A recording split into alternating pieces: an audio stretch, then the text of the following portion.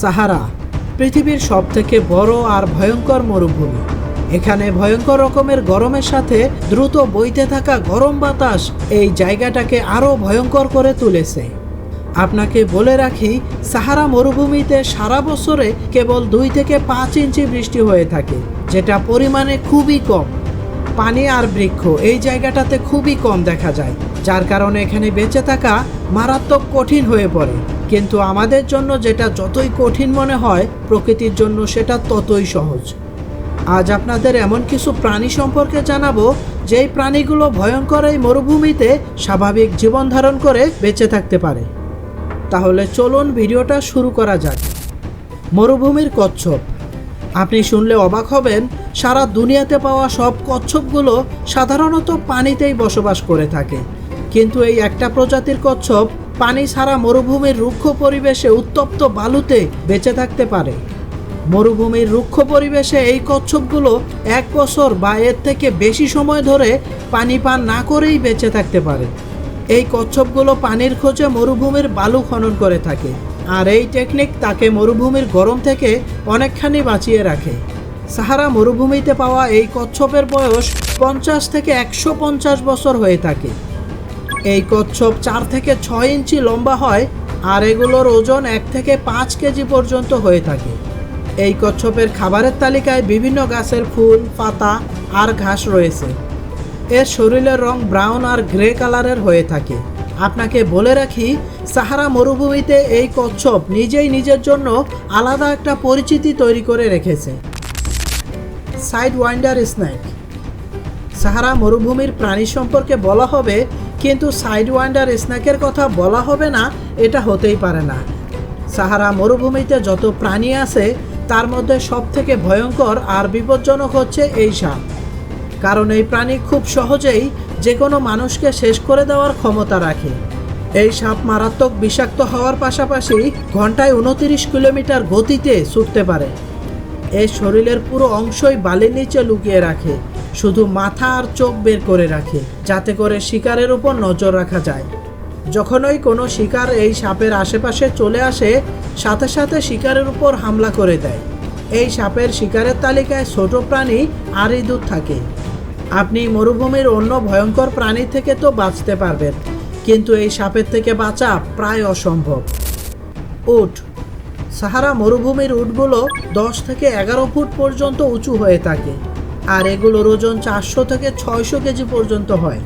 একটা প্রাপ্তবয়স্ক উটের প্রতিদিন প্রচুর পরিমাণে খাবার প্রয়োজন হয়, কিন্তু সাহারা মরুভূমিতে তারা কোনো সময়ই পর্যাপ্ত খাবার পায় না। তারপরও এই উটগুলো মরুভূমির বালির মধ্যে দিনে 35 কিলোমিটার পর্যন্ত চলতে পারে। এজন্য সাহারা মরুভূমির এই উটগুলোকে সাহারা মরুভূমির দ্রুত আর নিরাপদ বাহন বলে মনে করা হয়।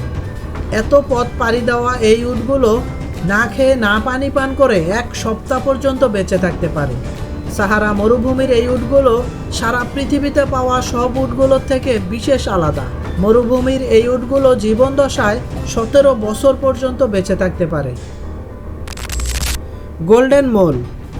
আজব নামের এই প্রাণীটিকে সাহারা মরুভূমি এবং আফ্রিকার বিভিন্ন মরুভূমিতে পাওয়া যায়, আর ভিন্ন রকম এই প্রাণীটির শরীরের রং গোল্ডেন কালারের হয়ে থাকে। এ কারণেই এর নাম দেওয়া হয়েছে গোল্ডেন মোর, যার অর্থ সোনালি তিল। এই প্রাণী মরুভূমির বালির উপর দিয়ে চলার সাথে বালির ভিতর দিয়েও দ্রুত চলতে পারে। 1825 সালে প্রথম এই প্রাণীটির খোঁজ পাওয়া গিয়েছিল। এই প্রাণীটির সারা শরীরে সোনালি রঙের পশম থাকে, আর এই পশমগুলো এত বড় হয়ে থাকে এর শরীরের কোনো অংশ দেখাই যায় না। সেই সাথে এগুলোর চোখও দেখা যায় না। চোখে ঠিকমতো না দেখলেও এই জীব কিন্তু মানুষের থেকে কয়েক গুণ বেশি শুনতে পারে। শিকারের নড়াচড়া শুনেই শিকারের কাছে চলে যেতে পারে, আর শিকারের উপর হামলা করে বসে। এই প্রাণীটি ভয়ঙ্কর এ কারণেই, কারণ এই প্রাণীটি দিনের পাশাপাশি রাতেও চলাচল করে আর রাতেও শিকার করে থাকে। এই প্রাণীটি 7 থেকে 9 ইঞ্চি পর্যন্ত লম্বা হয়ে থাকে, আর এর ওজন 500 থেকে 800 গ্রাম পর্যন্ত হয়। মরুভূমির এই প্রাণীটির প্রধান শত্রু হচ্ছে সাপ। মাঝে মধ্যে সাপেরা এই প্রাণীটিকে শিকার করে থাকে। মরুভূমির গুইসাপ। সারা পৃথিবী জুড়ে বহু প্রজাতির মনিটর পাওয়া যায়। এদের মধ্যে কেবল এক প্রকার গুইসাপ আছে যেগুলো মরুভূমিতে পাওয়া যায়। এই সাপগুলো লম্বায় 1 মিটারের মতো হয়ে থাকে। এর শরীরে মোটা চামড়া সাহারা মরুভূমির প্রচণ্ড গরম সহ্য করার জন্য যথেষ্ট। শুধু মোটা চামড়াই নয়, এর শরীরে বিশেষ এক ধরনের কোষ থাকে, যার কারণে সাহারা মরুভূমিতে দীর্ঘ সময় পানি পান করা ছাড়াই থাকতে পারে। 45 কিলোমিটার প্রতি ঘন্টায় দৌড়াতে পারা এই প্রাণী খাবারের খোঁজে কয়েক কিলোমিটার পাড়ি দিয়ে থাকে প্রতিদিন। এই প্রাণী বেশিরভাগ সময় দিনের বেলায় শিকার করে থাকে।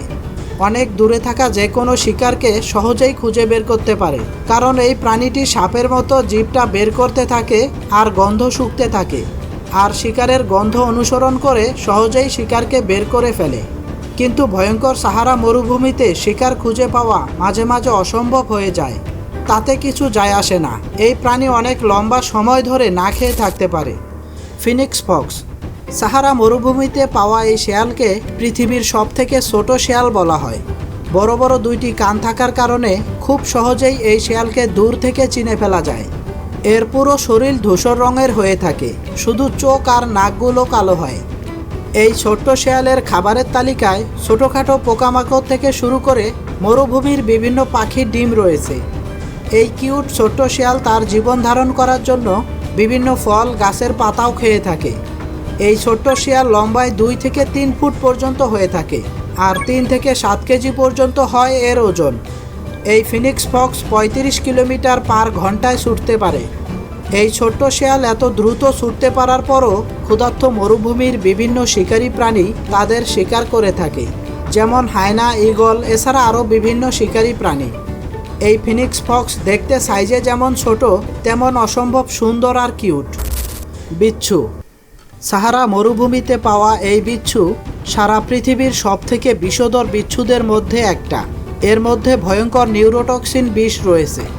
তার মানে এই বিচ্ছু যদি একবার আপনাকে বিষ পুড়ে দেয়, তাহলে সাথে সাথে বমি শুরু হয়ে যাবে আর প্রচণ্ড মাথা ব্যথা। সময় মতো যদি চিকিৎসা না পাওয়া যায়, তাহলে মৃত্যু অনিবার্য।